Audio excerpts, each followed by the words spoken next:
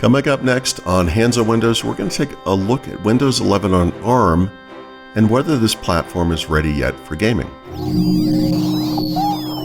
Podcasts you love. From people you trust. This is TWiT. Hello, everybody, and welcome back to Hands on Windows. I'm Paul Thurrott, and this week we're going to take another look at Windows 11 on ARM and one of the more controversial parts of this platform, which is playing video games. Qualcomm, Microsoft did not really promote this platform for gaming when it launched in mid-2024, but they also made a point of showing off games, and there really aren't that many games that are native on Windows on ARM, especially, high-quality AAA blockbuster type games. So the experience has been mixed to date. There's a lot of work going on in Windows to make that better. Microsoft and Qualcomm both are working with the video game industry to help them understand what they need to do to port these things over so they run even better. The Prism emulator that Microsoft makes for Windows on ARM is incredible. Qualcomm has been working on their hardware drivers for the GPU especially, AutoSR technology, et cetera, et cetera. There's all kinds of stuff going on. And there's also this second gen Snapdragon X Elite, or Snapdragon X, I should say, platform that Qualcomm just announced that's going to dramatically improve this as well. So before looking at that, let me just bring up what the Snapdragon processors look like today. So this is the chart that Qualcomm supplies. If I'm not on this laptop right now, but my Surface laptop, for example, has the second highest SKU of the X Elite, which is the really good ones, the more powerful ones.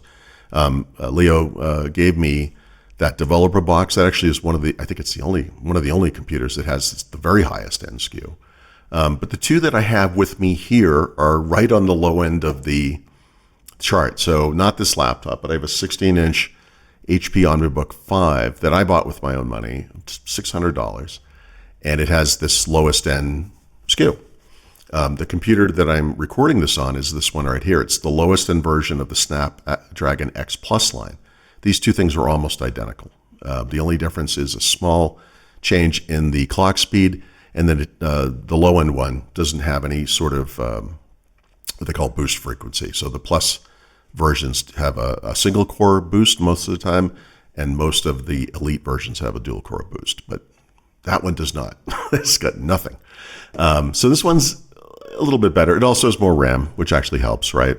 My point here is that the computer I'm recording this on is not a high-end gaming PC. It's not the latest laptop that's capable of doing those things. So it's kind of an interesting experience. And I thought that the way to do this would be to show off some of the features that are new to Xbox gaming on the PC, and then show off a couple of games running on this platform to kind of show you how that looks. And to start with, the types of games that can run pretty effectively on this computer. But first, let's take a short break so we can grab a message from our sponsor.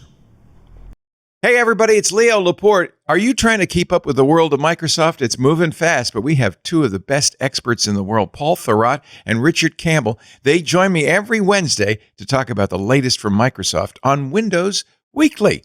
It's not a lot more than just Windows. I hope you'll listen to the show every Wednesday. Easy enough. Just subscribe in your favorite podcast client to Windows Weekly or visit our website at twit.tv/WW. Microsoft's moving fast, but there's a way to stay ahead. That's Windows Weekly, every Wednesday on TWiT. All right, so this is the Xbox app. Most people are familiar with this, but the thing that's interesting about it right now is that this is running on ARM. And before, fairly recently, you couldn't access your library inside of an ARM-based PC. All you could do, if you had that subscription, was access this cloud computing option and then find the games that you could stream over the internet. But they've enabled it on ARM PCs as well.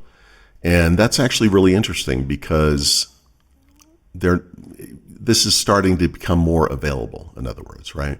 Now, my hope here was that they were going to filter the list of games that you see here to the ones that actually work on these computers. For example, I know that Call of Duty is not going to run, and I know that because I tried it. I did the whole 250 gig download, whatever.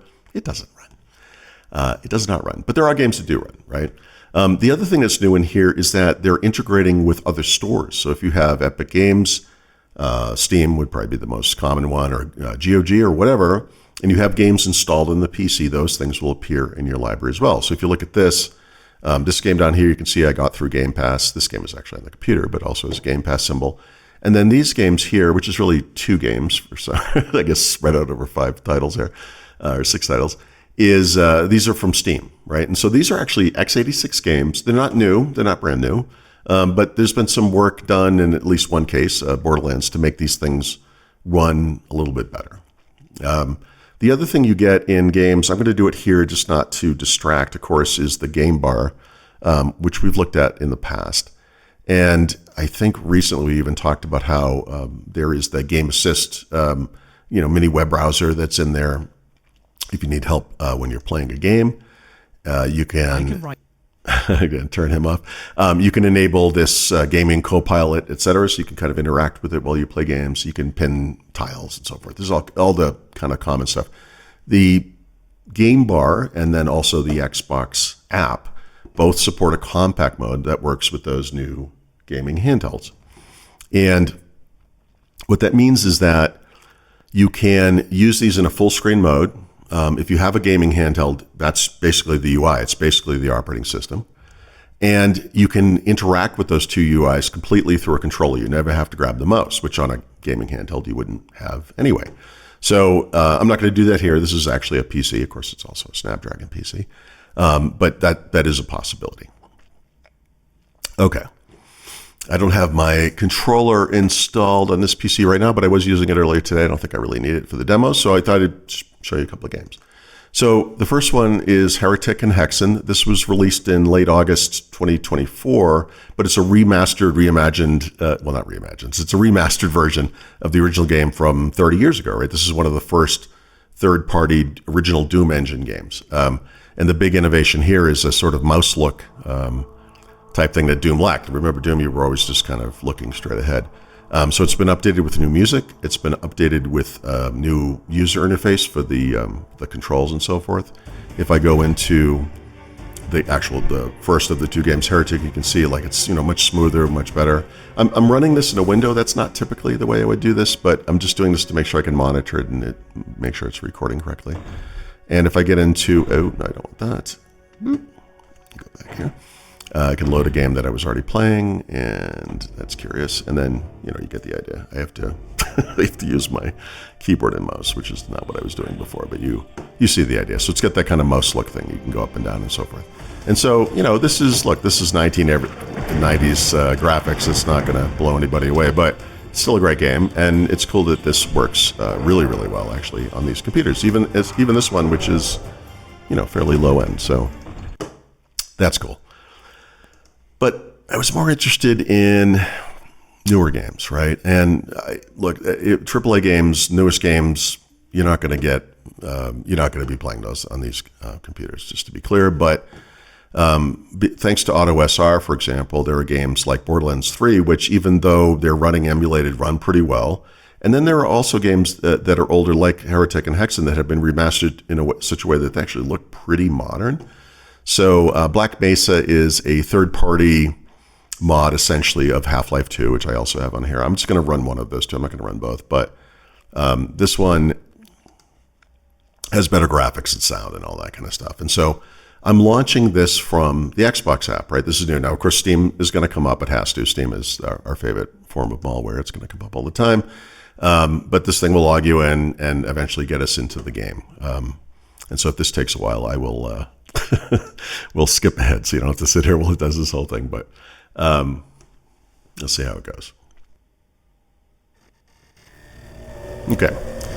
All right, so we're in the game. All the menus, everything normal as you would expect. I'll just resume and see where we're at in this game. I don't remember where this is, actually, but probably somewhere very early in the game, I would imagine. Oh, no, this is, yes.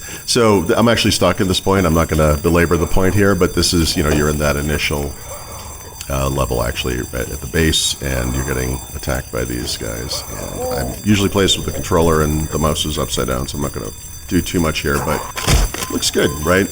Half-Life 2 and Black Mesa both, the graphics settings, which are automatic in this case, were both set mostly to high. A couple of options medium level, but it looks, to me, that looks very, very good. All right, actually, I'm going to need Steam. I'll leave you there, even though I want to close you. And then Borderlands 3 is maybe one of the better examples of a fairly modern title. I know it's not brand new. In fact, Borderlands 4 is coming out any second now, but this is a game that looks great still to this day. This is something really nice about the presentation here. And it does run on Windows on ARM. In fact, it would run a lot better on a higher-end version than what I have here.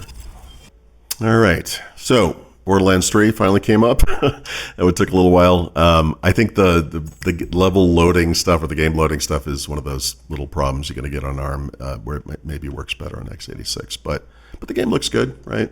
So I can go in, I will load where, I loaded the wrong thing. Now I got to figure out how to get back, right? Because it says where it controls. I will continue. So this is wherever I was in the game. It's also very early on in the game. But just to give you an idea of the graphics quality, I think where this save is, I've already eliminated all the enemies in the area, so it's just a big empty area. But let's see what happens. All right. So same thing. Now, the graphics quality here is more medium to low, but the presentation is so good, and in this case, Auto SR, which is auto super resolution, is kicked in. So even though this might be running at a lower resolution than the actual screen, I should point out the games I showed you before. I mean, one of them was windowed, so that wasn't true of that one, but can run full screen, full res, obviously. Half-Life 2, Black Mesa both run full screen, full res, very good frame rates, etc. So this could be as low as 1280 by 720 or something. It's hard to say, but I don't know how to run, so it's running slow. It's not the computer is slow; it's because I'm not using a controller. But I played games before I can figure this out. So anyway, you get the idea. So this is some area that's kind of wide open. Lots, it's pretty. Graphics to me look great. The performance is very good. I mean, I'm walking, but that's just because I don't know what I'm doing. But it's nice, right? And this is on a computer that gets between 10 and 12 hours of battery life. There is a fan. It doesn't usually kick in. It's probably kicking in now. I can't really hear it because of the ambient sound, but normally this thing is completely silent. It's a low-end version of the chip even. So to me, that's really interesting. Like they've there's good work going on. More has to be done, of course, but that's what Microsoft and Qualcomm and their partners in the video game industry are working on. So this is stuff that's coming together. For the most part, you don't have to do anything to enable any of this. The trick, actually, to me, is just finding games that work, and that's going to be some trial and error. This is something you can Google or use your whatever search engine, obviously. You can search for native Windows 11 on ARM games. It's actually a pretty long list, but most of them to me are not very exciting or interesting. What you really want to do is find which games will work, even if they're just emulated. And it's actually not horrible. And you can find stuff like that as well. So, for example, Borderlands 3 is one of the ones that will always come up near the top of the list.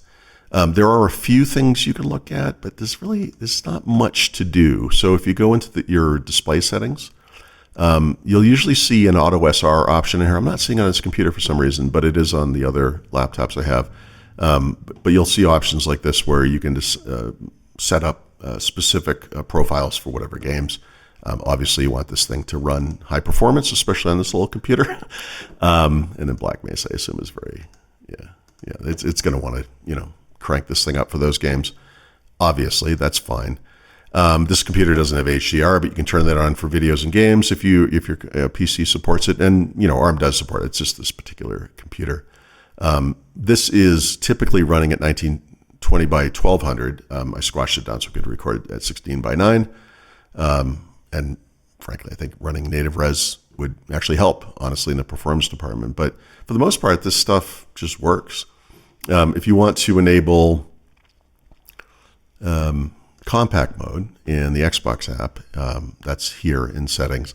And then the game bar has a very similar option, right? You can see right here. So Well, I'll just throw it in so you can kind of see the difference. Doop. Yeah, so you can see now I don't have the controller, so actually using this doesn't make a lot of sense, but the point of doing this is that you can navigate 100% with the controller. So I don't have that controller right here right now, but that doesn't really matter. So there you go. I will say, it's been about a year and a half since Windows 11 on ARM debuted with Snapdragon X, right, with the Copilot Plus PCs. The game story's always been a little iffy. It still is, but it's better than it was. And I think this next gen is going to make it even better. And we'll see if Microsoft and Qualcomm can convince more game makers to come out with new games that are just automatically available in a version natively on Windows and ARM. So we have a long way to go, but it's looking up. So I hope you found this to be useful. We will have a new episode of Hands on Windows every Thursday. You can find out more at twit.tv/HOW. Thank you so much for watching. Thank you especially to our Club TWiT members. We love you. If you're not a member, please take a look. You can find out more at twit.tv/clubtwit. You can support all the content creators on the channel and the company. It's something we really appreciate. So either way, thank you so much. I'll see you next time.